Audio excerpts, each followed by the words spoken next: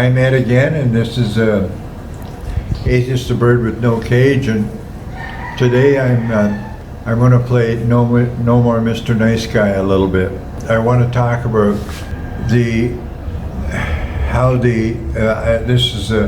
I'm picking on the Christians right now, the Christian Bible, because as far as I'm concerned, the Christian Bible raises torture of human beings to a level of that as a Christian you have to at least approve of it and arguably cheer for it. Okay, the first one that I want to mention, I guess I'm going to touch on 4 areas of the Bible. The first one that comes to mind is the story in Numbers where God sends in I think Moses is involved there, and I'm not sure who it is. They go in basically and wipe out this whole group of people. The orders are kill all the men, kill all the women, and it even describes making sure that you pregnant women, you kill the fetuses too. You know, make sure that the woman is chopped up and the fetus is killed separately.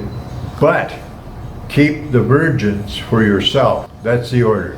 Girls that have not known men, i.e. slept with men, keep them for yourself.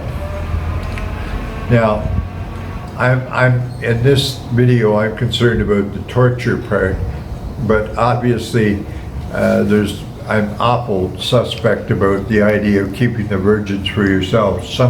Certain Christians will try to soft pedal that, say, oh well, they're not keeping the virgins, you know, as sex slaves or anything, and my response to that is bullshit. It sure as hell sounds like that. They'll do this little tap dance where they say, oh, they just want to bring them up in, you know, in God's way and everything. Yeah, it seems a little curious that they happen to mention that they're virgins. Really, people in the Bible and in those days, they seem to have a big thing about virgins. But anyway, that's, you know, the slaughter of these Amalekites, was it?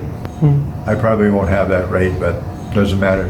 Okay, the second thing in the Bible where torture and killing is told is a story, and you know, God's doing it, and that is the flood, Noah and the ark.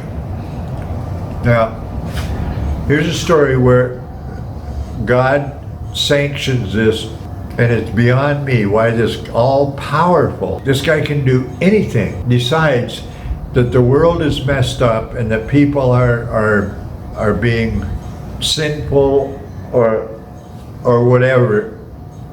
And so the solution, this is God, the guy, this huge intelligence that knows everything, has all power and everything.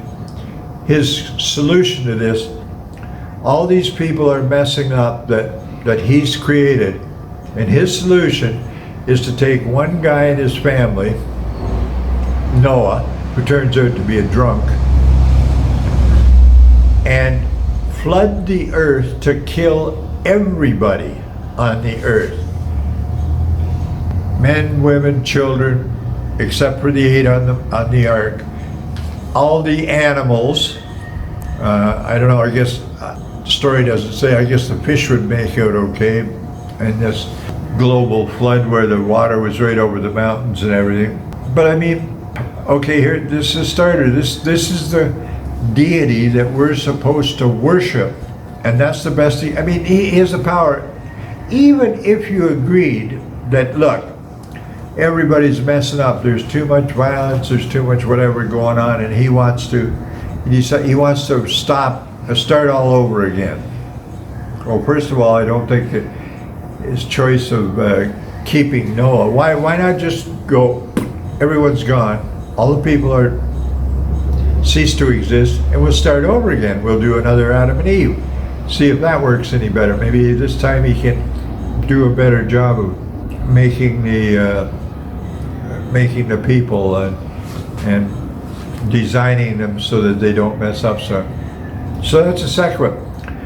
drown the whole population of the earth and all the critters.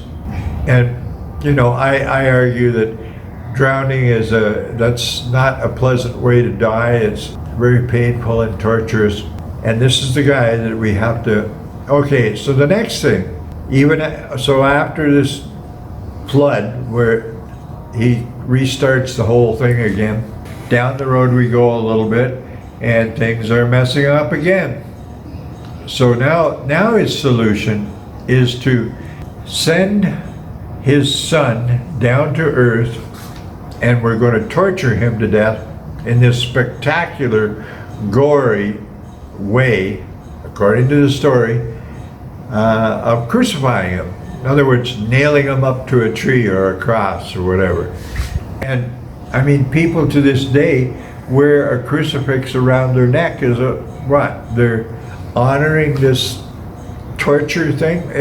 My whole point is, this religion is a way too big on torture, as far as I'm concerned. So so then Jesus gets tortured to death.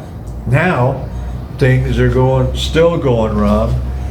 So I don't know the story well enough to exactly when God creates hell. Now, isn't that a lovely idea? This is part of the argument I have with people that say, oh, the New Testament is the kind of the gentler part. The Old Testament had all that sacrificing and everything. And I say, bullshit. The New Testament is the part that created and conceived this idea of hell, which is, as you all know, it's a place where there's a lot of fire, lake of fire, whatever, and it's designed to torture people to death the problem is, this is even better, because now with hell you don't die. At least with the drowning and killing the Amalekites or whoever it was, keeping the virgins, at least in those cases, people die fairly quickly. But this brilliant, corrupt, if this guy happened to be real, I don't for a second believe he is, the God person, but if he is the most disgusting monster that I can imagine. And the hell idea, imagine, he devises this thing where you burn forever your soul, whatever the hell that means. My friend, the preacher, claims that you actually go to hell, you go to heaven and or hell, physically, bodily. It's your whole body's there and everything. I don't know. A lot of people don't agree with that. The soul is some kind of filmy kind of thing or something, more like a spirit or something like that.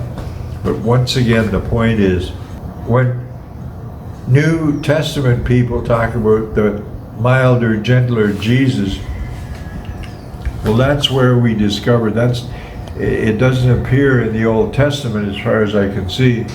Maybe it was planned, but here's the new Jesus world, and we invent this hell that not only where you can torture people, drown them, worse than drowning them or killing them with swords or whatever they did in the Old Testament, but now they purposely have a way to keep these people alive so that you can torture them indefinitely for eternity. It's the most disgusting idea in all of fiction as far as I'm concerned. And it was dreamt up by this wonderful deity that people are prone to worshiping and honoring. And I just find it bullshit. Any deity that could design something like that, so you get the song and dance. No, he didn't design or create hell for people.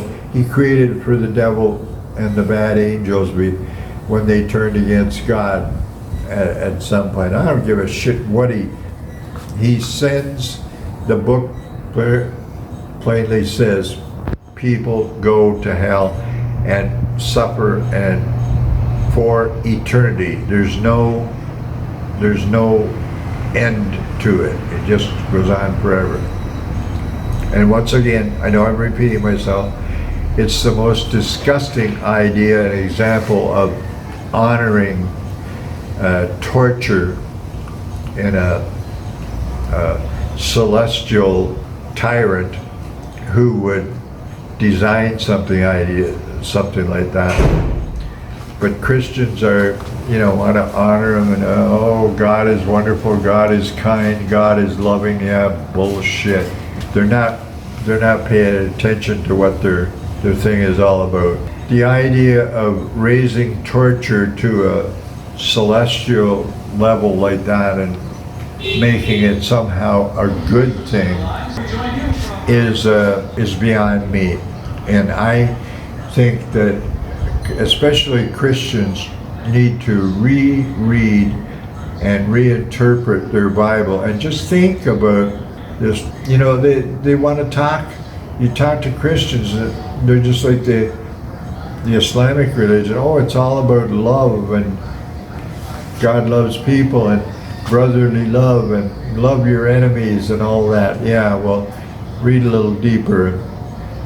And I think when you see somebody wearing that crucifix around their neck, they're clearly honoring the idea of torture.